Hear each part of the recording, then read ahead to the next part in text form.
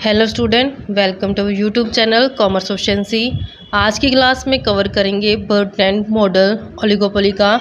इससे last class में हमने कार्नोट मॉडल है जो ऑलरेडी कवर कर चुकी हैं। अगर अभी तक आपने लास्ट क्लास नहीं देखी देखिए ताकि आपकी स्टडी में कंसिस्टेंसी बनी रहे। अगर अभी तक आपने मेरे यूट्यूब चैनल कॉमर्स एफिशिएंसी को सब्सक्राइब नहीं किया, सब्सक्राइब कीजिए और बेल आइकन जरूर प्रेस कीजिए ताकि जब भी मैंने वीडियोस अपलोड करूँ सबसे पहले नोटिफिकेशन के पास जाए, आप वीडियोज़ को सबसे पहले देखें और आपकी स्टडी बूस्टअप हो।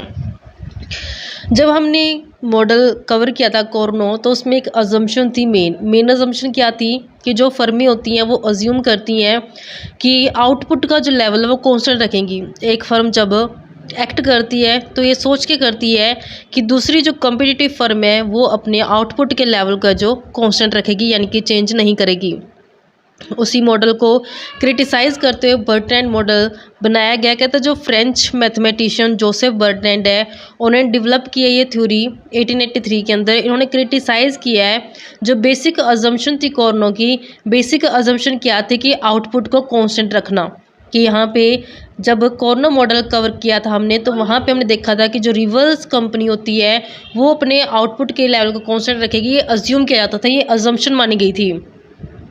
दूसरी तरफ जो बर्टलैंड मॉडल है ये बेस्ड है इस अजम्पशन के ऊपर कि जो रिवर्स है, जो कॉम्पिटिटिव फर्म है, प्रतिद्वंदी जिसे बोला जाता है, कि रिवर्स फर्म क्या करेगी, कांस्टेंट प्राइस को मेंटेन करेगी। जब कॉर्नो मॉडल समझा था उसमें अजम्पशन थी कि आउटपुट कांस्टेंट रहेगा, जबकि बर्टलैंड मॉडल कहता है कि प्राइस कांस्टेंट रहेगा, यानी कि प्राइस के अंदर कोई भी चेंज है जो नहीं किया जाएगा रिवर्स फर्म द्वारा अकॉर्डिंग टू बर्टलैंड। तो यहाँ पे बर्टलैंड के हिसाब से जो हर एक फर्म होते हैं वो फेस करते हैं सेम मार्केट डिमांड को। अब हम जानते हैं कि हर एक फर्म का जो मेन मोटिव होता है वो क्या होता है, मैक्सिमाइजेशन करना होता है अपने प्रॉफिट को। तो इस अजम्पशन के बेस पे that the price of the competitors firm will remain constant. तो यहाँ पे ये अज्यूम किया जाता है कि जो कम्पिटिटिव फर्म रहेगी वो प्राइस के लेवल को चेंज नहीं करेगी, कांस्टेंट प्राइस है जो रखेगी अपने प्रोडक्ट का। तो अजम्पशंस क्या हैं कवर करते हैं कि यहाँ पे सिर्फ दो कम्पिटिटिव फर्म्स होंगी। Each firm perfectly aware of the demand करो, हर फर्म को पूरे तरीके से पता होगा कि डिमांड करो क्या है। Each firm aim at maximization its profit, हर एक फर्म का जो मेन मोटिव होगा प्रॉफिट को बढ़ाना होगा। Each firms act on the assumption, हर एक फर्म जब एक्ट करेगी वो ये मान के करेगी कि जो उसका कम्पिटिटिव फर्म है वो आउटपुट के प्राइस लेवल को जो चेंज नहीं करेगी, यानी कि प्राइस के अंदर कोई भी चेंज है जो कम्पिटिटिव फर्म द्वारा नहीं किया जाएगा। तो इसको हम एग्जांपल की हेल्प से, एक डायग्राम की हेल्प से समझे। इस कॉन्सेप्ट को डायग्राम की हेल्प से समझते हैं बर्टलैंड मॉडल को। तो यहाँ पे हम दो फर्मों को लेके चलते हैं, ए और बी फर्म। तो दोनों को हम यहाँ पे डायग्राम की हेल्प से जो शो करेंगे जिसे हम रिएक्शन कर्व है जो बोलते हैं। ये हमारे पास ओ वाई एक्सिस है, इसे हम ओ वाई एक्सिस बोलेंगे। ओ एक्स एक्सिस को ड्रॉ करते हैं तो इस तरीके से हम ओ एक्स एक्सिस को ड्रॉ करेंगे जहाँ पे हम दोनों ही फर्मों को लेके चलेंगे। तो यहाँ पे हमारे पास इसको नोट करते हैं एक्स से, इसे नोट करते हैं x1 से। यहाँ पे हम लेके चलेंगे आउटपुट को, output of firm A firm का आउटपुट लेके चलेंगे और दूसरी तरफ लेके चलेंगे output of firm B firm का। तो यहाँ पे ए फर्म का यहाँ दिखा देंगे, बी फर्म का यहाँ पे दिखा देंगे। तो यहाँ पे हम इसको रिएक्शन कर्व की हेल्प से जो एक्सप्लेन करेंगे। तो इस तरीके से हम इसको ड्रॉ करते हैं। तो ये हमारे पास पार्ट रहेगा ए फर्म का और नेक्स्ट साइड हम लेके चलेंगे बी फर्म का। नेक्स्ट हम ऐसे ही दूसरी फर्म यानी कि बी फर्म को लेके चलेंगे। तो ये हमारे पास आउटपुट लेवल है जो ए और बी दोनों फर्मों का शो करती हैं। जो ये ओ वाई एक्सिस है यहाँ पे हम लेके चलेंगे प्राइस को।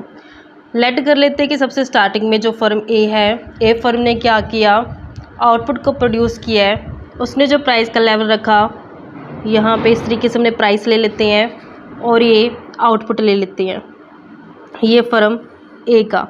तो यहाँ पे ओ पी प्राइस ले लेते हैं, ओ एन आउटपुट का लेवल है जो ले लेते हैं।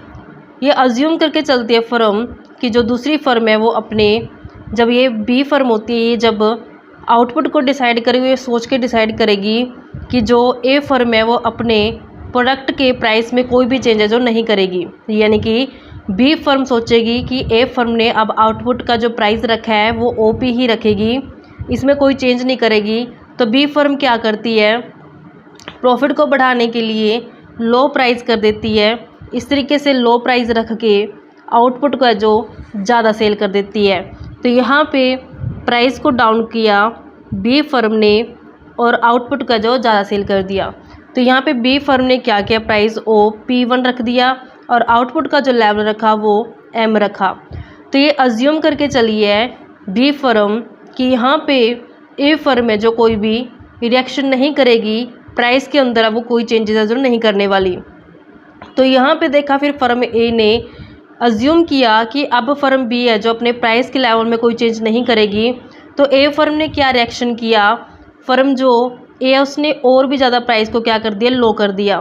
तो इस तरीके से जो प्राइस है जो और भी ज़्यादा लो कर दिया जब फर्म ए द्वारा, तो यहाँ पे प्राइस लो कर दिया और आउटपुट को क्या कर दिया, ज़्यादा सेल कर दिया। तो इस तरीके से आउटपुट है जो ओ N1 और प्राइस कर दिया P2। तो यहाँ पे इतनी क्वांटिटी सेल करके इतना प्राइस चार्ज कर लिया। अब फर्म बी क्या सोचेगी, प्रॉफिट को मैक्सिमम करने के लिए कि प्राइस को और भी ज़्यादा क्या कर देगी, कम कर देगी। प्राइस को कम करते समय वो ये सोचेगी कि ए फर्म है जो अपने प्रोडक्ट के प्राइस में कोई भी चेंजेस है जो नहीं करने वाली। तो यहाँ पे फर्म बी ने क्या किया, और भी प्राइस को क्या कर दिया, कम कर दिया। तो यहाँ पे प्राइस को कम करके ज़्यादा आउटपुट को क्या कर दिया, सेल कर दिया। तो इस तरीके से फर्म बी ने क्या किया, प्राइस का लेवल P3 रख दिया और आउटपुट कितना सेल कर दिया, M1 से। ऐसे प्रोसेस से तब तक चलेगा जब तक दोनों फर्में क्या नहीं करती, ज़ीरो प्राइस पे जो नहीं बेचती। क्योंकि यहाँ पे धीरे धीरे डाउन करते करते प्राइस तो कहाँ आ जाएगा, ज़ीरो प्राइस पे आ जाएगा। तो यहाँ पे जब ज़ीरो प्राइस आ जाएगा तब उस पर क्या करेंगे, अपने इंटायर आउटपुट का जो फर्में कंपनियाँ सेल कर देंगी। ज़ीरो प्राइस के ऊपर पूरे का पूरा आउटपुट है जो सेल कर दिया जाएगा फर्मों द्वारा। तो अब यहाँ पे दोनों ही फर्मों को क्या हो रहा है, नुकसान हो रहा है, क्योंकि प्राइस धीरे धीरे क्या करती जा रही है, कम करती जा रही है। तो बेहतर क्या होगा इन दोनों फर्मों के लिए कि आपस में दोनों मिलें, दोनों मिलकर के डिसाइड करें कि कितना प्राइस है जो चार्ज किया जाए पूरी मार्केट के अंदर, जिससे वो अपने प्रॉफिट को क्या कर सके, मैक्सिमम कर सकें। तो यहाँ पे दोनों की दोनों फर्में क्या करेंगे कि एग्रीमेंट के अंदर आ जाएंगी और पूरी मार्केट को, वो पूरी मार्केट जो जॉइंट मार्केट होती है उसको वो क्या करेंगी, रीप करने के लिए, पूरी मार्केट को फ़ायदा उठाने के लिए क्या करेंगी, प्राइस को हाई चार्ज कर लेंगी। क्योंकि जब दोनों फर्में आपस में मिलकर काम करेंगी तो दोनों को क्या होगा, फ़ायदा होगा। क्योंकि जब अलग अलग काम कर रही हैं, दोनों में कट थ्रोट कंपटीशन है, जिससे क्या हो रहा है कि दोनों को एक नुकसान हो रहा है कि लास्ट में जा कर के ज़ीरो प्राइस के ऊपर जो इंटायर क्वांटिटी है जो सेल करनी पड़ रही है। तो इस सिचुएशन से बचने के लिए बेटर क्या फर्मों के लिए कि एग्रीमेंट में आए, दोनों फर्में आपस में मिलकर प्राइस को डिटरमाइन करें और अपने प्रॉफिट का जो मैक्सिमम करें। तो इस तरीके से बच्चे बर्टन मॉडल था। नेक्स्ट क्लास में हम कवर करेंगे एजवर्थ मॉडल को। ऐसी रेगुलर क्लासेस देखने के लिए आप मेरे यूट्यूब चैनल कॉमर्स प्रोफिशिएंसी को सब्सक्राइब, लाइक और शेयर करें। बेल आइकन जरूर प्रेस करें ताकि जब भी मैंने वीडियोस अपलोड करूं सबसे पहले नोटिफिकेशन के पास जाए, आप वीडियोस को सबसे पहले देखें और आपकी स्टडी बूस्टअप हो।